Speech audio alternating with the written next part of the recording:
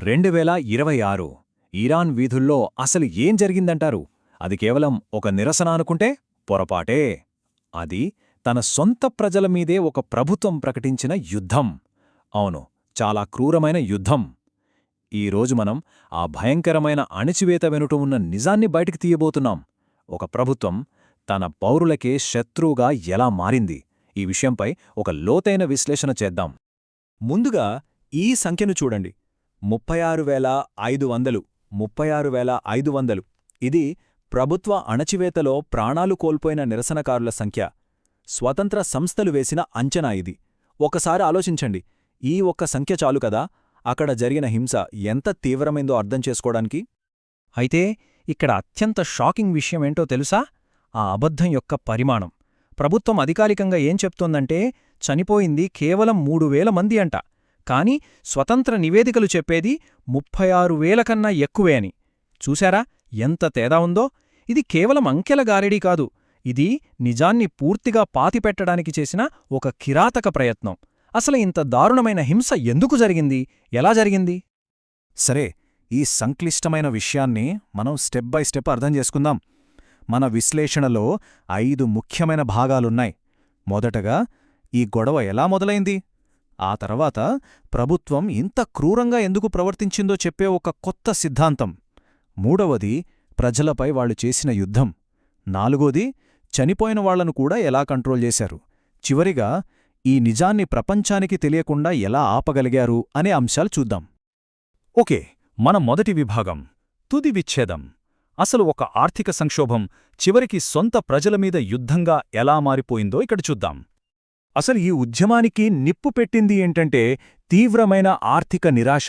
దేశ కరెన్సీ విలువ దారుణంగా పడిపోయింది. దాదాపు 53% ద్రవ్యోల్బణం. అంటే సామాన్యుడి బతుకు అస్సలు భరించలేని స్థితికి చేరింది. తినడానికి తిండి కూడా దొరకట్లేదు. ఆ కడుపు మంట, ఆ ఆవేదనే ప్రజల్ని వీధుల్లోకి లాక్కొచ్చింది. ఇప్పుడు మనం ఈ మొత్తం విశ్లేషణకు గుండెలాంటి ఒక ముఖ్యమైన భాగానికొచ్చాం. ప్రభుత్వం ఎందుకింత కిరాతకంగా ప్రవర్తించిందో అర్థం చేసుకోవాలంటే మనం అధికారం గురించిన ఒక కొత్త, చాలా భయానకమైన సిద్ధాంతాన్ని తెలుసుకోవాలి. అదే నెక్రోపొలిటికల్ స్టేట్. నెక్రోపాలిటిక్స్ ఈ పదం వినడానికి కొంచెం కష్టంగా ఉండొచ్చు, కానీ దీని అర్థం చాలా సింపుల్. మామూలుగా ఒక ప్రభుత్వం ఏం చేస్తుంది?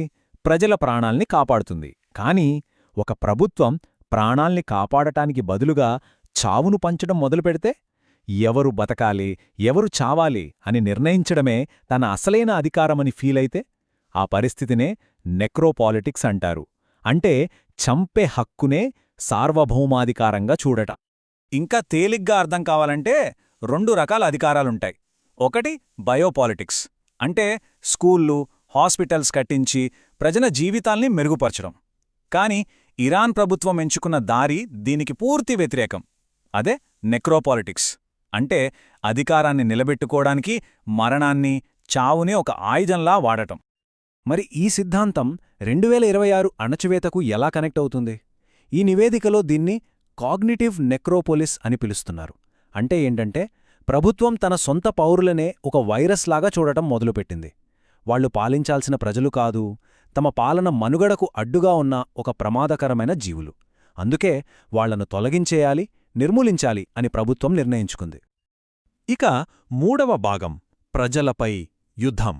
ఇక్కడ ప్రభుత్వం నిరాయుధులైన తన పౌరులపై ఎలాంటి సైనిక వ్యూహాలు ప్రయోగించిందో వివరంగా చూద్దాం. ఇది అల్లర్ల నియంత్రణలా అనిపించదు, ఒక నిజమైన యుద్ధంలా ఉంటుంది. ప్రభుత్వం వాడింది లాఠీలు కాదు, టియర్ గ్యాస్ కాదు, ఏకంగా వీధుల్లోకి హెవీ మెషిన్ గన్స్, దాడి చేసే హెలికాప్టర్లు, సాయుధ డ్రోన్లను తీసుకొచ్చింది. అంతేకాదు, స్నైపర్లకు చాలా క్లియర్ ఆర్డర్స్ ఇచ్చారు. గాయపరచడం కాదు మీ పని, నేరుగా తలకి లేదా ఛాతీకి గురిపెట్టి చంపేయండి అని. కాని అన్నింటికన్నా భయంకరమైన విషయమేంటంటే ప్రాణాలు కాపాడాల్సిన హాస్పిటల్స్ కూడా మృత్యుకేంద్రాలుగా మారిపోయాయి. గాయపడి ట్రీట్మెంట్ తీసుకుంటున్న నిరసనకారుల్ని భద్రతా దళాలు హాస్పిటల్స్లోకి చొరబడి వాళ్ల బెడ్స్ మీద ఉండగానే సైలెన్సరున్న తుపాకులతో కాల్చి చంపేశారు. ఒక్కసారి ఊహించుకోండి ఆ దారుణాన్ని. ఈ క్రూరత్వానికి శామ్ అనే ఒక టీనేజర్ కథ వింటే ఒళ్ళు గగురుపడుతుంది. ఆ అబ్బాయికి నిరసనలో ఒక బుల్లెట్ తగిలింది. హాస్పిటల్లో చేర్చారు. కాని సెక్యూరిటీ ఫోర్సెస్ అక్కడికొచ్చి అతని పని ఫినిష్ చేసేశాయి. వాళ్ళ నాన్నేమన్నారంటే, నా కొడుక్కి తగిలిన రెండో బుల్లెట్ గాయం పోరాటంలో తగిలింది కాదు, అది పని పూర్తి చేయడానికి వేసింది. ఈ ఒక్క మాట చాలు కదా అక్కడ ఏం జరిగిందో చెప్పడానికి. అయితే ప్రభుత్వ క్రూరత్వం ప్రాణాలు తీయడంతోనే ఆగిపోలేదు. చనిపోయిన తరువాత కూడా అది కొనసాగింది. ఇప్పుడు మనం 4వ విభాగంలో మృతులను నియంత్రించడం అంటే దుఃఖాన్ని కూడా ప్రభుత్వం ఒక ఆయుధంగా ఎలా వాడుకుందో చూద్దాం. అంటే మనిషి చనిపోయిన తర్వాత కూడా ప్రభుత్వం తన కంట్రోల్ వదల్లేదు. మృతదేహాన్ని కూడా ఒక సైకలాజికల్ వెపన్గా, డబ్బులు గుంజడానికి ఒక సాధనంగా మార్చేసింది. ఇందులో అత్యంత కిరాతకమైనది ఈ బుల్లెట్ ఫీజులు. అంటే ఏంటో తెలుసా? మీ వాళ్లను చంపడానికి వాడిన బుల్లెట్ల ఖర్చును మీ దగ్గర్నుంచే వసూలు చేయడం. కొన్ని కేసుల్లో ఒక శవాన్ని తిరిగి పొందడానికి కుటుంబాలు $20,000 వరకు చెల్లించాల్సొచ్చింది. అంతేకాదు, నోరు మూసుకుని ఉండాలి, మేం చెప్పినట్టే కథ చెప్పాలి అని కండిషన్స్ కూడా పెట్టారు. ఇది డబ్బు గురించి కాదు, ఇది అవమానం, ఇది క్రూరత్వానికి పరాకాష్ట. అంతేకాదు, ప్రభుత్వం బాధితుల జ్ఞాపకాలను కూడా పూర్తిగా చెరిపేయాలని చూసింది. వాళ్ళు ఏం చేశారంటే మార్చురీల నుంచి శవాల్ని తీసుకెళ్లిపోయారు. కుటుంబాలకు చెప్పకుండా రాత్రికి రాత్రే ఎక్కడో పాతిపెట్టారు. బహిరంగంగా అంత్యక్రియలు, సంతాప సభలు ఏవీ జరపొద్దని నిషేధించారు. ఒకవేళ ఎవరైనా నోరు విప్పితే పాతిపెట్టిన మీవాళ్ల శవాల్ని మళ్లీ తవ్వితీస్తాం అని బెదిరించారు. సరే, ఇక మన చివరి విభాగానికి వచ్చాం, నిశ్శబ్దం మరియు నిరాశ. ఇంత పెద్ద ఎత్తున జరుగుతున్న ఈ దారుణాలు ప్రపంచానికి తెలియకుండా అంత చీకట్లో జరగడానికి ప్రభుత్వం ఎలాంటి ఇన్ఫర్మేషన్ కంట్రోల్ టెక్నిక్స్ వాడిందో ఇప్పుడు చూద్దాం. ఇక్కడ వాళ్ళ main weapon total internet blackout. వాళ్ళేం చేశారంటే ఇరాన్ను గ్లోబల్ ఇంటర్నెట్ నుంచి పూర్తిగా కట్ చేసేశారు. కాని వాళ్ల కంట్రోల్లో ఉండే దేశీయ ఇంట్రానెట్ని మాత్రం ఆన్లోనే ఉంచారు. దీనివల్ల 2 పనులు జరిగాయి. 1, లోపల జరుగుతున్న దారుణాల వీడియోలు బయటకు రాలేదు. 2, నిరసనకారులు ఒకరితో ఒకరు మాట్లాడుకోలేకపోయారు, వాళ్ల మధ్య సమన్వయం దెబ్బతింది.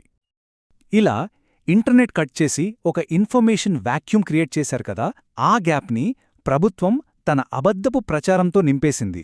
స్టేట్ మీడియాలో ఫుల్గా ప్రాపగాండా నడిపించారు.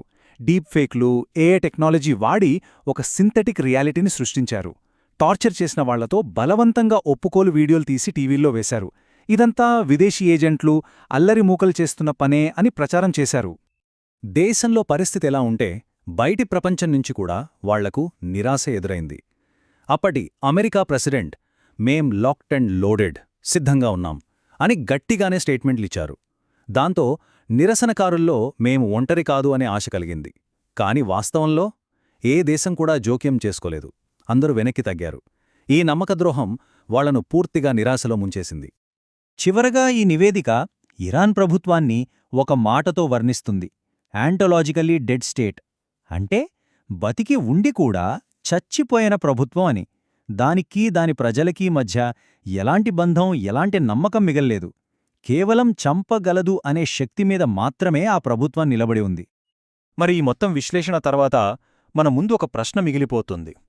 ఒక దేశం మనుగడ దాని సొంత ప్రజలను చెరిపివేయడం మీదే ఆధారపడినప్పుడు అసలు సార్వభౌమాధికారం అంటే ఏంటి? దీనికర్థమేమైనా ఉందా? ఇది ఈ నివేదిక మనల్ని అడుగుతున్న ఒక లోతైన, కలవరపరిచే ప్రశ్న.